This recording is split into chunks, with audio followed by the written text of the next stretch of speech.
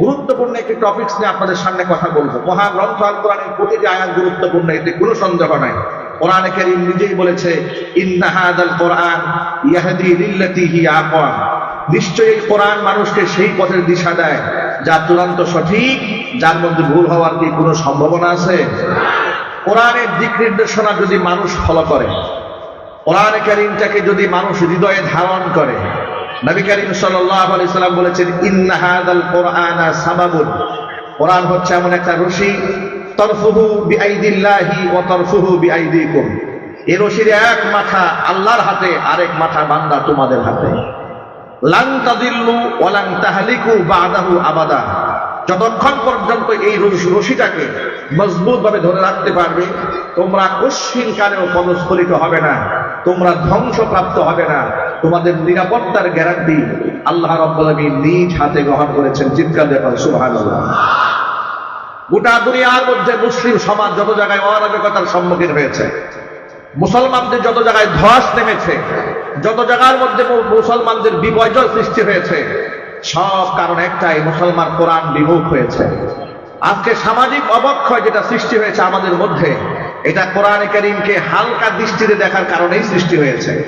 আর দুঃখজনক বাস্তবতা, রাষ্ট্র প্রথমবার 1971 স্বাধীন হওয়ার পর থেকে এই পর্যন্ত সংখ্যাগরিষ্ঠ মুসলিম এই দেশে ইসলাম সবচাইতে সংখ্যালঘু জাতি হিসেবে এই ইসলামকে এই দেশে স্থান দেওয়া হয়েছে। সংখ্যাগরিষ্ঠ মুসলমানদের দেশে ইসলামের অধিকার সবচাইতে ছোট করে দেখা হয়েছে। এটা কি সত্য না মিথ্যা? এটা যদি বলতে হবে। এর বাস্তব প্রমাণ, যেহেতু সংখ্যাগরিষ্ঠ মুসলমান, সেই হিসেবে আলেমরা থাকা দরকার ছিল সকলের মাথার মুকুট। ঠিক কিনা জুড়ে বলেন? সে আলেমদেরকে বানানো হয়েছে জঙ্গি, বানানো হয়েছে রাজাকার, বানানো হয়েছে সন্ত্রাস, বানানো হয়েছে ধর্ষক, বানানো হয়েছে রাষ্ট্রদ্রোহী। এমনকি কোমরে রশি লাগিয়ে, পায়ে দুপায়ে ডান্না বেরি করিয়ে, হাতের মধ্যে লোহার শিকল দিয়ে বেঁধে যখন তাদেরকে আদালতে তোলা হতো, দৃশ্য দেখে মনে হতো এদের চাইতে নিকৃষ্ট মানুষগুলো হয় এই জমিন আর সৃষ্টি হয়। কথা ঠিক না ভাই? ঠিক জোরে বলে। এই আচরণ যারা করেছে, তারা এখন কথায় কথায় বলে আমরা কি অন্যায় করেছি, আমরা কি পাপ করেছি, তারা পাপ খুঁজে পাচ্ছে না। তাদের পাপের তালিকা বর্ণনা করতে গেলে আমাদের সারা রাত শেষ হয়ে যাবে, শুধুমাত্র তালিকা বলি আমরা শেষ করতে পারবো না। কথা ঠিক কিনা? তারা যখন বলেন আমাদের কি পাপ কি অপরাধ, তাদের এই কথা শুনে আমার ইবলিসের কথা মনে পড়ে। ইবলিস এত বড় পাপ করার পরে, সীমা লঙ্ঘন করার পরে আল্লাহর সামনে দাঁড়িয়ে বলে আমার কি পাপ? আসজুদু লিমান খালাকতা তিনা। তুমি মাটি দিয়ে বানিয়েছো আদমকে, আমি দেবো সেজদা। এটা কোনো কথা হলো নাকি? আমার একটা প্রেস্টিজ আছে না? আমার একটা মান সম্মান আছে না? আল্লাহর সামনে প্রেস্টিজ ইস্যু করে দাঁড়িয়েছিল। আল্লাহ পাক মালউন করেছে, মারদুদ করে দিয়েছে। মূসা আলাইহিস সালাতুস সালাম আল্লাহর সাথে কথোপকথন করতে যাচ্ছেন তুর পাহাড়ে, শয়তানের সাথে রাস্তায় দেখা। শয়তান ডেকে বলে, আল্লাহর নবী মূসা, আপনি তো আল্লাহর সাথে কথোপকথন করতে যাচ্ছেন। বলে হ্যাঁ, আপনার কাছে আমার একটা আবদার, আল্লাহর সাথে যখন কথা হবে আমার কথা একটু বলবেন। কি বলবো তোমার কথা? আল্লাহকে আপনি বলবেন যে ইবলিস তওবা করতে চায়, তার জন্য কি তওবার দরজা খোলা আছে নাকি? মূসা আলাইহিস সালাতু সালাম বলেন, ঠিক আছে, আমি আল্লাহকে বলবো।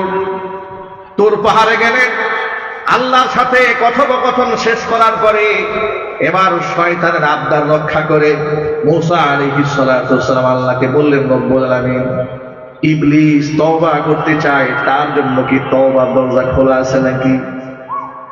আল্লাহ রাব্বুল আলামিন যেহেতু আলিমুল গায়ব, তার কাছে প্রেজেন্ট ফিউচার পাস্ট বলতে কিছু নাই।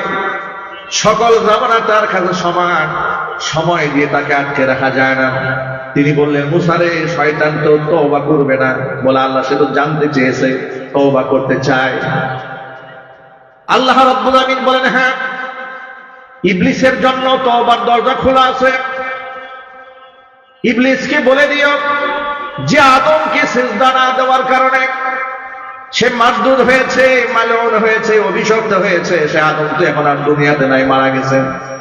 কবরে আছে, সে যদি আদমের কবরের সামনে গিয়ে সিজদা দিয়ে ভুল স্বীকার করে, আদমের শ্রেষ্ঠত্ব মেনে নিয়ে আমি আল্লাহর কাছে ক্ষমা প্রার্থনা করে আমি ইবলিসকেও ক্ষমা করে দেব। মুসা আলাইহিস সালাতু ওয়াসসালাম নেমে এলেন তুর পাহাড় থেকে। শয়তান রিভিউ পাওয়ার অপেক্ষা আছে। জিজ্ঞেস করলো, আল্লাহর নবী মুসা, আমার কথা কি আপনার মনে আছে? বলে, নিশ্চয়ই মনে আছে। আল্লাহর কাছে কি আপনি আমার কথা বলেছিলেন? বলে, হ্যাঁ বলেছি। আল্লাহ কি বলেছেন? আল্লাহ বলেছেন, আদমের সামনে, আদম যেহেতু দুনিয়াতে নাই, আদমকে সিজদা না দেওয়ার কারণে তো তুমি মালউন হয়েছো। ওই আদমের কবরের সামনে গিয়া সিজদা দিয়ে যদি আল্লাহর কাছে ক্ষমা চাও, আল্লাহ পাক তোমাকেও মাফ করে দিবেন। এই কথা শোনার পরে শয়তান বলল, এটা কি কোনো কথা হলো নাকি? জিন্দা আদমরে সিজদা দেই নাই, মরাটারে গিয়ে সিজদা দেব? আমার কোনো মান সম্মান নাই? আমি জিন্দা দাঁড়াই সিজদা দেইনি, আমি মরাটাকে সিজদা দেব না? আমি এটা পারবো না। নাউজুবিল্লাহ বলে, চিৎকার দেখো নাউজুবিল্লাহ। শয়তানের কাজ হচ্ছে ভুল করে ভুলের উপর যুক্তি দিয়ে, তর্ক দিয়ে, অহংবোধে অটল থাকা। আর আদমের কাজ হচ্ছে ভুল করে সংশোধন চলে আসা, এক একবার অনুশোচনায় ভোগা, আল্লাহর কাছে চোখের পানি ছেড়ে কান্না করা। নিষিদ্ধ গাছের ফল আদম আলাইহিস সালাতু ওয়াসসালাম খেয়েছিলেন। আল্লাহ রাব্বুল আলামিনের কাছে 300 বছর চোখের পানি ছেড়ে কান্না করে বলেছেন, রব্বানা যালামনা আনফুসানা ওয়া ইল্লাম তাগফির লানা ওয়া তারহামনা লানাকুনান্না মিনাল খাসিরিন। আয় আমাদের রব, যালামনা আনফুসানা, আমরা গুনাহ করে নিজের উপর জুলুম করেছি। ওয়া ইল্লাম তাগফির লানা, আপনি যদি আমাদের ক্ষমা না করেন, ওয়া তারহামনা, আপনি যদি আমাদেরকে ক্ষমা না করেন আর রহম না করেন, লানাকুনান্না মিনাল খাসিরিন, আমরা তো ক্ষতিগ্রস্তদের অন্তর্ভুক্ত হয়ে যাব। আল্লাহ পাক আদম আলাইহিস সালাতু ওয়াসসালামকে ক্ষমা করে দিয়েছিলেন। জোরে বলেন সুবহানাল্লাহ। আল্লাহর হাবিব বলেছেন, কুল্লু বানি আদম খাত্তাউন ওয়া খায়রুল খাত্তাইন আত-তাওয়াবুন। এমন কোন আদম সন্তান নাই যে ভুল করে না, কিন্তু ভুল করা ব্যক্তিদের মধ্যে শ্রেষ্ঠ আল্লাহর কাছে তারা যারা তওবা করে আল্লাহর দিকে ফিরে আসে। মুসলিম শরীফের হাদিসের মধ্যে এসেছে, আল্লাহর নবী বলেন, তোমরা যদি জীবনে কোনো অন্যায় না করতে, গুনাহ না করতে, তোমাদেরকে মিটিয়ে দিয়ে আল্লাহ পাক এমন জাতি নিয়ে আসতেন যারা গুনাহ করে আল্লাহর কাছে কান্নাকাটি করে। কারণ কান্নাকাটি করা, নিজের গুনার জন্য অনুতপ্ত হওয়া আমলটি আল্লাহর কাছে বড়ই প্রিয়। আমরা যারা এখানে বসে আছি, আপনারা বলেন তো আমাদের আমল নামায় গুনাহ আছে না নাই? আরো যদি বলেন, কম বেশি সগীরা কবিরা, জাহিরি বাতিনি, ইচ্ছা অনিচ্ছা আমরা অনেক গুনাহ করেছি, ঠিক না? গুনাহের যদি দুর্গন্ধ থাকতো, এতগুলো মানুষ আমরা এখানে পাশাপাশি বসতে পারতাম না, যদি গুনার দুর্গন্ধ থাকতো। কিন্তু আল্লাহ পাক আমাদের উপর রহম করেছেন, আমাদের উপর দয়া করেছেন। আল্লাহ পাক আমাদের গুনাহগুলোকে লুকিয়ে রেখে মানুষের সামনে আমাদেরকে সম্মানিত করেছেন। আল্লাহ পাক যেন আমাদের গুনাহগুলো কিয়ামতের দিনও লুকিয়ে রেখে সম্মানের সাথে আল্লাহ জান্নাত দান করে। জোরে বলেন আমিন। আমরা ভুল করেছি, আমরা ভুল করার পরে অনুতপ্ত হতে আমাদের কোনো অসুবিধা আছে? গুনাহকে মাফ করা একমাত্র মালিককে। আরো যদি বলুন, আপনি যদি আল্লাহর হক নষ্ট করে থাকেন, আল্লাহর কাছে ক্ষমা প্রার্থনা করেন। বান্দার হক নষ্ট করে থাকলে বান্দার কাছে আপনি ক্ষমা প্রার্থনা করুন। মনে রাখবেন, বান্দার হক যদি কেউ নষ্ট করে, আল্লাহ রাব্বুল আলামিনের কাছে শতবার মাগফিরাত কামনা করলেও আল্লাহ ততক্ষণ তাকে মাফ করবেন না, বান্দা যতক্ষণ তাকে ক্ষমা করে না দেবেন। এমনকি আপনি যত হজ করেন, উমরা করেন, তাহাজ্জুদের নামাজ পড়েন, চোখের পানি ছাড়েন, বান্দার হক যদি নষ্ট করে থাকেন, আল্লাহ আপনাকে ক্ষমা করবেন না। নবী করিম সাল্লাল্লাহু আলাইহি ওয়াসাল্লাম আল্লাহর পথে যারা শহীদ হয়েছে তাদের ফজিলতের বর্ণনা দিলেন। হুজুর বলেন, যারা শহীদ হয়েছে ওই সমস্ত ব্যক্তিদের কোনো হিসাব হবে না, শহীদদেরকে আল্লাহ বিনা হিসেবে জান্নাত দিয়ে দিবে। এই মজলিস শেষ করার আগেই আবার তিনি সাহাবীদেরকে ডাকলেন, শোনো, এই মাত্র জিবরাইল এসে আমার সাথে এই কথার সাথে একটা কথা কারেকশন করে দিয়েছেন। কারেকশনটা কি?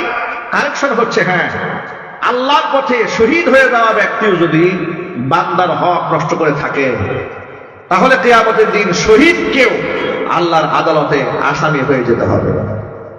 বান্দার হকের ব্যাপারে আমাদের যত্নবান থাকতে হবে। আল্লাহ পাক যেন সেই তৌফিক আমাদেরকে দান করে, জোরে করে আমিন। মুসলিম অধ্যুষিত এই দেশে শুধু নামাজ, রোজা, হজ, যাকাত, কালিমা, তাসবিহ, তাহলিল এতটুকুর মধ্যে ইসলামকে আমরা সীমাবদ্ধ রাখতে চাই না। ১,৫০০ বছর আগে কোরআন নাযিল হওয়ার পরে, ইসলাম দিয়ে গোটা রাষ্ট্র পরিচালিত হওয়ার পরে, গোটা দুনিয়ার মধ্যে সর্বোৎকৃষ্ট রাষ্ট্রের যে নমুনা নবী করিম সাল্লাল্লাহু আলাইহি ওয়াসাল্লাম উপস্থাপন করেছিলেন, সেই কোরআন দিয়ে আমরা এই সমাজকে পরিচালিত করতে চাই। কোরআনী সমাজ ব্যবস্থা যদি পরিচালিত না হয়, জেনা, ব্যভিচার, চুরি, ডাকাতি, খুন, রাহাজানি, ছিনতাই, হত্যা এগুলা কমবে না বাড়বে? আর চিল্লায় বলেন, কমবে না বাড়বে? স্বৈরাচারের পতন হয়েছে, সকলের ভাষায় স্বৈরাচার বিদায় হলো। এখন আপনারা বলেন, স্বৈরাচার বিদায় হওয়ার পরে এই দেশ থেকে চাঁদাবাজ বিদায় হয়ে গেছে, দুর্নীতি বন্ধ হয়ে গেছে, চুরি বন্ধ হয়েছে, ঘুষ বন্ধ হয়েছে, জুলুম বন্ধ হয়েছে, শোষণ বন্ধ হয়েছে, ধর্ষণ বন্ধ হয়েছে? কিছুই বন্ধ হয়নি, কিছুই বন্ধ হয়নি। শুধুমাত্র প্লেয়ার চেঞ্জ হয়েছে। কথা বলতে হবে, ঠিক কিনা? হয়তো কোনো ক্ষেত্রে তুলনামূলক পাপের মাত্রাটা কমে এসেছে, কোনো ক্ষেত্রে স্থান, কাল, পাত্র ভেদে।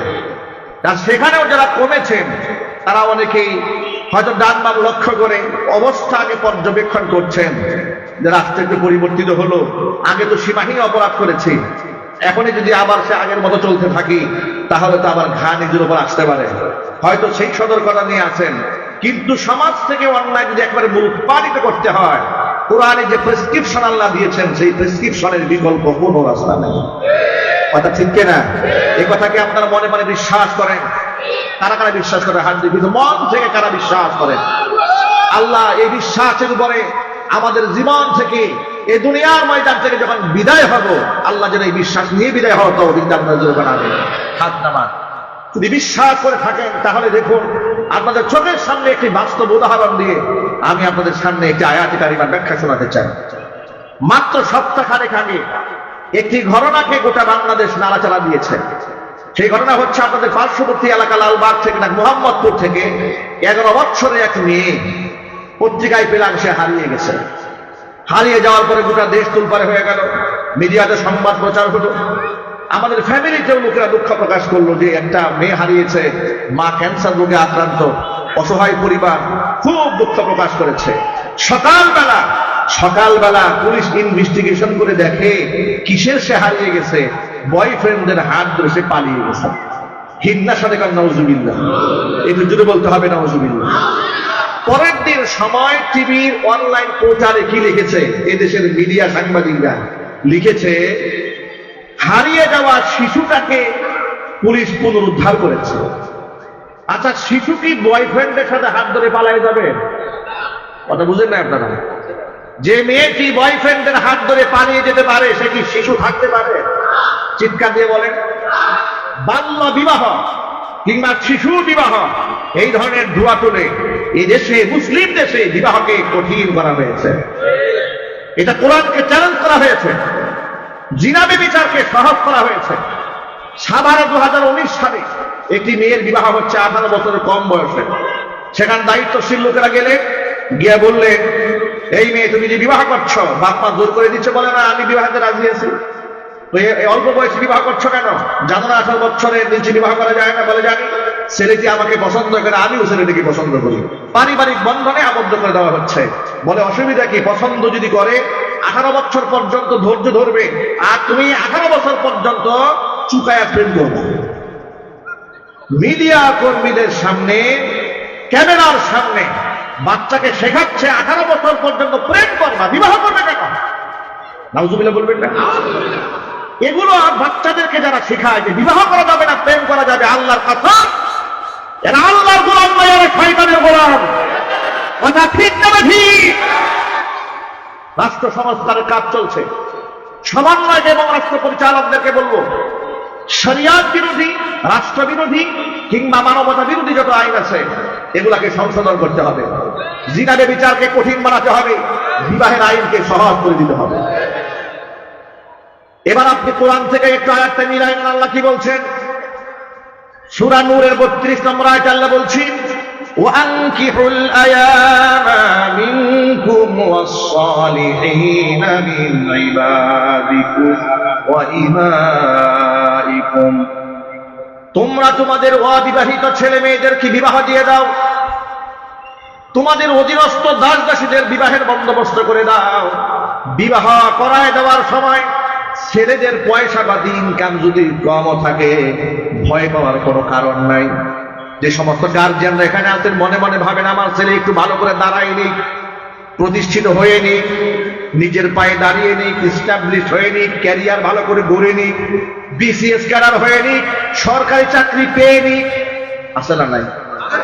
আরো যদি বলে ডাক্তারি পড়াশোনা শেষ করে নিক, এর আগে বিবাহ দেওয়া যাবে না। যে মাথার মধ্যে নিয়েছেন কসম আল্লাহর, এটা শরীয়ত বিরোধী চিন্তা চেতনা, মাথার থেকে ঝেড়ে ফেলেন।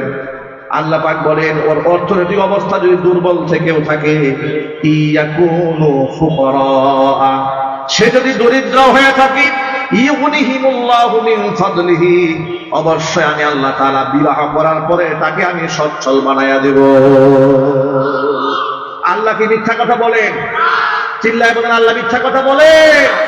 পৃথিবীর সফল মানুষদের ইতিহাস তালাশ করে দেখেন, পৃথিবীতে যত মানুষ সফল হয়েছে, এস্টাবলিশ হয়েছে, সব বিবাহের পরে হয়েছে। বিবাহের আগে কোটিতে লাখে দু একটা থাকতেও পারে, নাও থাকতে পারে, ঠিক কিনা বলেন?